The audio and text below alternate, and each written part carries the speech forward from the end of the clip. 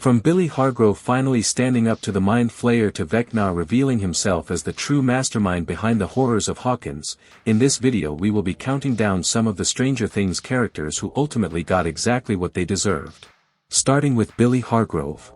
Billy first arrived in Hawkins when Max and her family moved to town. From the moment he stepped out of his Camaro, it was clear he wasn't the friendly type.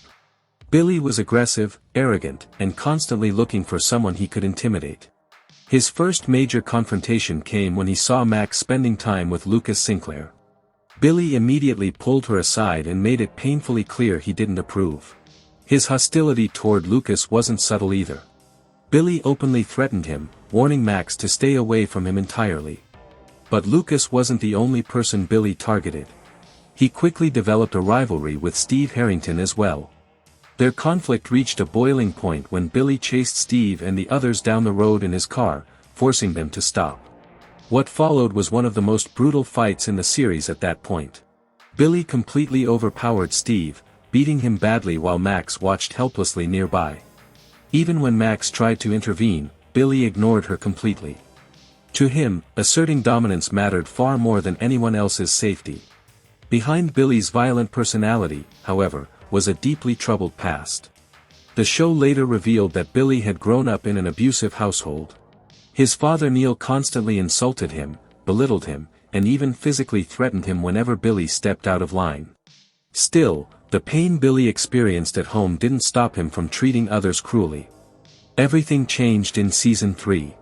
While working as a lifeguard at the Hawkins community pool, Billy encountered the Mind Flayer after crashing his car near the steelworks. What started as a mysterious encounter quickly turned into something far worse. The creature infected Billy and took control of him. From that moment on, Billy became the Mind Flayer's first human servant. Under the creature's influence, Billy began abducting people from around Hawkins and delivering them to the steelworks, where the Mind Flayer was slowly building a new physical body. For most of the season, Billy acted as the monster's enforcer. He manipulated victims, lured them into traps, and carried out the Mind Flayer's plan to spread its influence throughout the town. However, the final battle at Starcourt Mall revealed that a small part of Billy was still fighting inside. When Eleven confronted him, she used her powers to dig into Billy's memories. She reminded him of his childhood, of the time he spent on the beach with his mother before his life fell apart. For the first time since being possessed, Billy hesitated. That moment of hesitation broke the Mind Flayer's control just long enough for Billy to make a choice of his own. When the creature attempted to kill Eleven, Billy stepped in front of her. He sacrificed himself, holding the monster back long enough for the others to escape. After a lifetime of anger, cruelty, and violence, Billy Hargrove died protecting someone else. Next up is Dr. Martin Brenner. Dr. Brenner was the head scientist at Hawkins National Laboratory and one of the most responsible people for the supernatural chaos that eventually consumed the town. Calm, intelligent, and disturbingly emotionless, Brenner oversaw a series of secret government experiments involving children with psychic abilities. Among those children was Eleven. From the outside, Brenner often spoke to Eleven with a soft voice and even referred to her as if she were his daughter. But the reality of their relationship was far more disturbing. Eleven had been raised inside Hawkins' lab since birth. Brenner trained her, studied her abilities, and pushed her further and further into dangerous psychic experiments. One of these experiments would change everything. While exploring another dimension through her powers, Eleven made contact with a creature that would later become known as the Demogorgon. That moment created the first gate between Hawkins and the Upside Down. The disaster that followed unleashed a series of events that would haunt Hawkins for years. Even after the lab was attacked and the gate was opened, Brenner remained obsessed with regaining control of Eleven. Instead of taking responsibility for the horrors that had escaped, he focused entirely on continuing his research. Years later, it was revealed that Brenner had been experimenting on other children long before Eleven. In fact, Eleven was only one of many test subjects he had trained inside Hawkins' lab. These children were given numbers instead of names and were constantly pushed to strengthen their powers. One of those children was Henry Creel, who would later become known as Vecna. Brenner's experiments not only created the conditions that allowed the Upside Down to invade Hawkins, but they also helped shape the very villain who would later threaten the entire town. Despite all the damage he caused, Brenner never truly saw himself as the villain. To him, everything he did was justified in the pursuit of knowledge and control. Next is Jason Carver. Jason was introduced in Season 4 as the confident and charismatic captain of the Hawkins High basketball team. At first glance he appeared to be the perfect small-town leader. He was popular, admired by his teammates, and seemed genuinely devoted to his girlfriend, Chrissy Cunningham. However, everything changed when Chrissy was found dead under mysterious circumstances inside Eddie Munson's trailer. Instead of waiting for the police to uncover the truth, Jason immediately came to his own conclusion. He blamed Eddie. More specifically, he blamed the Hellfire Club. Jason became convinced that Eddie and the rest of the group were involved in some kind of satanic ritual. Fueled by grief and anger, he began spreading this theory throughout Hawkins. His influence quickly turned the town against Eddie. Within days, Jason had rallied a group of students and townspeople who were convinced they needed to hunt Eddie down themselves. The situation quickly escalated into a full-scale manhunt. Jason's obsession with revenge only grew stronger as the investigation continued. Instead of questioning whether he might be wrong, he became even more certain that Eddie and his friends were responsible. By the time he confronted Lucas Sinclair inside the Creel House attic, Jason was completely convinced that Lucas was involved in the supernatural events surrounding the murders. Even when the ground beneath Hawkins began to crack open as Vecna's gate started spreading across the town, Jason refused to reconsider what was happening. In the end, his crusade came to an abrupt and brutal conclusion. As the final gate opened beneath the Creel house, the building split apart, killing Jason instantly. Next is Troy Walsh.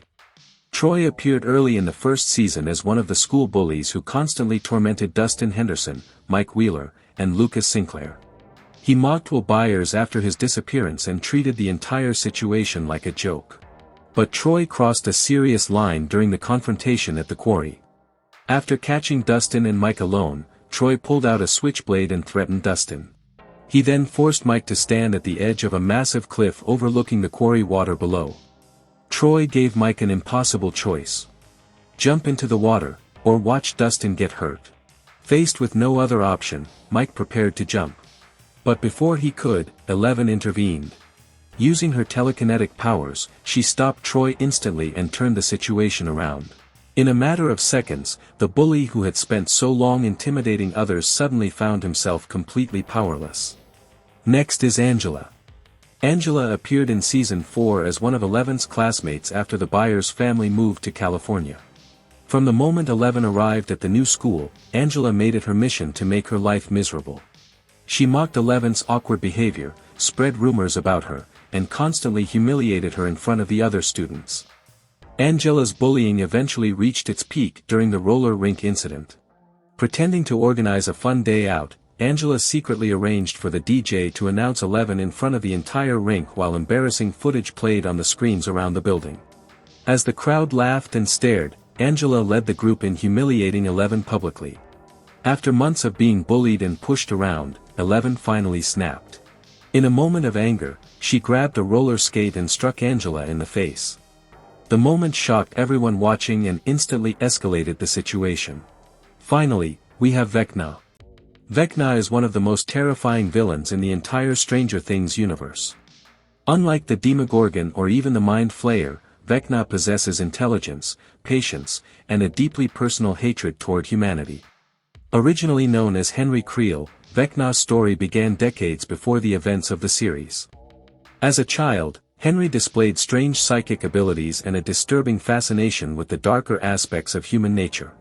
He believed humanity was corrupt and deeply flawed. Eventually, Henry used his powers to murder members of his own family. After the incident, he was taken into custody by Dr. Brenner and placed inside Hawkins' lab, where he became the first test subject in Brenner's psychic experiments. Years later, Henry manipulated 11 into removing the device that suppressed his powers. Once free, he slaughtered the other children inside the lab.